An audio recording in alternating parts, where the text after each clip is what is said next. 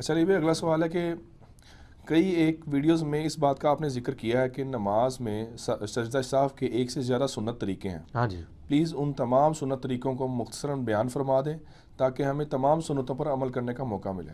دیکھیں میں نے ایک ڈیٹیل لیکچر جو ہے نا وہ مسئلہ نمبر 92 دیا ہوا ہے. سجدہ صاحب کے 5 طریقے اور کون سے 8 مواقع جن کے اوپر سجدہ صاحب کرنا ہوتا ہے، اور کون سے 5 ایسے مواقع جس کے بارے میں مسکنسیپشن ہے کہ سجدہ صاحب ہے، حالانکہ وہاں سجدہ صاحب کی ضرورت نہیں ہے. اس کے لیے بنیادی حدیث بخاری اور مسلم دونوں کی حدیث ہے کہ نبی علیہ السلام نے فرمایا کہ جب تم میں سے کوئی شخص نماز پڑھتا ہے تو شیطان آ کے اسے مغالطے میں ڈال دیتا ہے، اور وہ شخص بھول جاتا ہے کہ میں نے 3 پڑھی ہیں، یہ 4 پڑھی ہیں، یہ 5 پڑھی ہیں.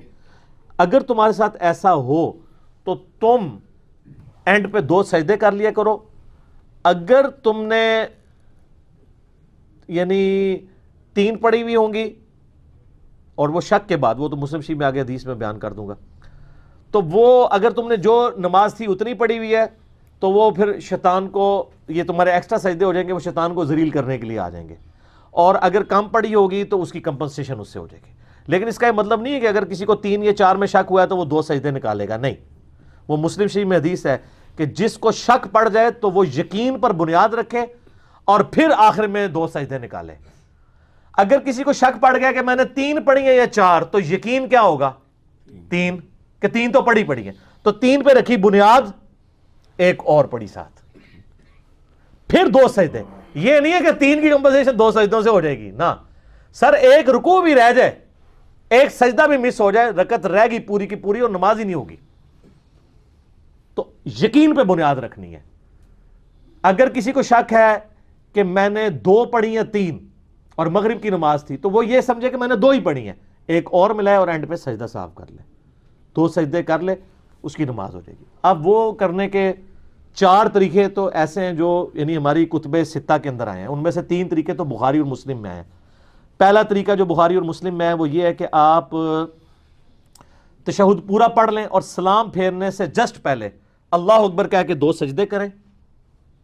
وہی پہلا سجدہ کیا، پھر جلسہ استراحت کیا، اس میں اذکار پڑھے، جلسہ جو ہے وہ سجود کے درمیان، پھر دوسرا سجدہ کیا اور پھر بیٹھتے ہی ساتھ ہی سلام پھیر دیں. یہ بخاری اور مسلم میں طریقہ ہے. دوسرا طریقہ بخاری اور مسلم میں ہے کہ آپ دونوں طرف سلام پھیر دیں اور اس کے بعد آپ 2 سجدے کر لیں، اور اس کے بعد دوبارہ سلام پھیرنے کی ضرورت نہیں. اور تیسرا طریقہ بخاری اور مسلم میں آیا ہے کہ نماز کے 2 سلام پھیرنے کے بعد 2 سجدے کریں، 2 سجدے کرنے کے بعد پھر دوبارہ سلام پھیر دیں یوں کر کے. یہ 3 طریقے ہیں جو بخاری اور مسلم میں.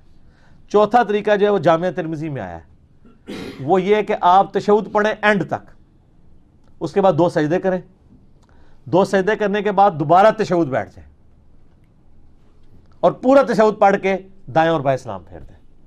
یہ 4 طریقے ہیں جو سنت سے ثابت ہیں.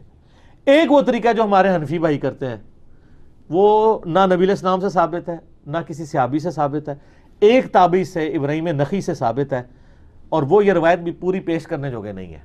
مصنف ابن ابی شیبہ میں ہے، وہ پوری روایت یہ پیش ہی نہیں کر سکتے. اس میں الفاظ ہیں کہ سجدہ صاحب میں بھی 1 سلام ہے اور جنازے میں بھی 1 سلام ہے. جنازے میں تو حنفی 2 سلام پھیرتے ہیں، جنازے میں 1 سلام ہوتا ہے دائیں طرف صرف. جنازے میں 2 سلام والی روایت جو ہے وہ ضعیف روایت ہے. تو وہ کہتے ہیں نہیں ہمارا طریقہ بھی لکھا ہوا ہے، اور وہ بھی تابعی سے ابراہیم نخعی سے. اگر کوئی اس کو مانتا بھی تابعی کے قول کی وجہ سے تو پھر پورا قول لے نا.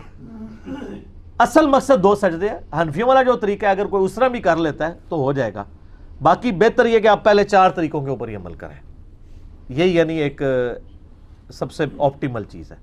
اچھا، اس میں بعض اوقات یہ ہوتا ہے کہ انسان سجدہ صاحب کرنا بھول گیا، کوئی مسئلہ نہیں ہے، اور آپ باہر بھی نکل گئے ہیں، باہر جا کے آپ کو یاد ہے واپس آئیں سجدہ صاحب کر لیں. نماز کے کافی دیر بعد آپ کو یاد آیا کہ میں نے وہ جو فرض پڑھے تھے اس کی 1 رکعت کم رہ گئی تھی.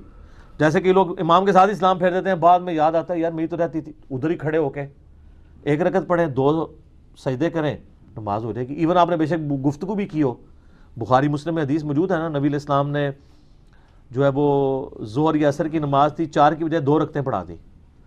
سلام پھیرا تو آپ علیہ السلام مسجد سے باہر نکل رہے ہیں تو ایک صحابی آیا، اس نے کہا یا رسول اللہ صلی اللہ علیہ وسلم یہ نماز کم ہو گئی ہے، آپ بھول گئے ہیں. تو آپ علیہ السلام فرمایا نہ نماز کام ہوئی ہے نہ میں بھولا ہوں، یعنی آپ کو یہ کنفرم تھا کہ میں نے پوری 4 پڑھی ہیں. تو یہ جو علم غیب اور یہ سارے عقیدے بنائے ہوئے ہیں وہ کدھر گئے؟ اور آپ نے ساتھ یہ بھی فرمایا میں بھولا بھی نہیں ہوں. اوور لک ہوگی چیز. پھر آپ نے فرمایا یہ صحیح کہہ رہا ہے، سب نے کہا یا رسول اللہ صحیح کہہ رہا ہے. تو آپ علیہ السلام واپس آئے، 2 رکعتیں اور پڑھی، سجدہ صاحب کیا، یعنی شروع سے نہیں پڑھی پھر. اور اسی طریقے سے بخاری مسلم میں ایک حدیث ہے، نبی علیہ السلام نے 5 رکعتیں پڑھا دی زور کی.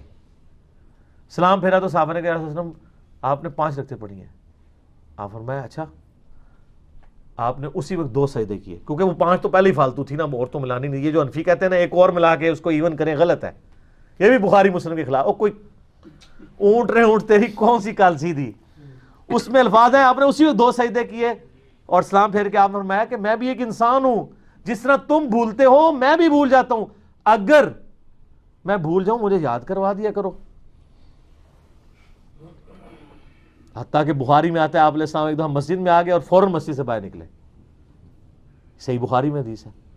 صحابہ کہتے ہیں ہم واپس آپ اس حال میں ہیں کہ آپ کی مبارک زلفوں سے پانی ٹپک رہا تھا. آپ فرمایا میں جنبی تھا، مجھے غسل یاد نہیں رہا، تو میں غسل کرنے گیا تھا. تو سر یہ چیزیں، یعنی ان ساری چیزوں کے بعد آپ کو نبی علیہ السلام ایک نارمل انسان نظر آتے ہیں. مرتبے کی بات نہیں ہو رہی، آئیڈیلزم کی بات ہو رہی ہے. نبی علیہ السلام اگر نارمل نہیں ہوں گے ہمارے لیے رول ماڈل نہیں ہوں گے.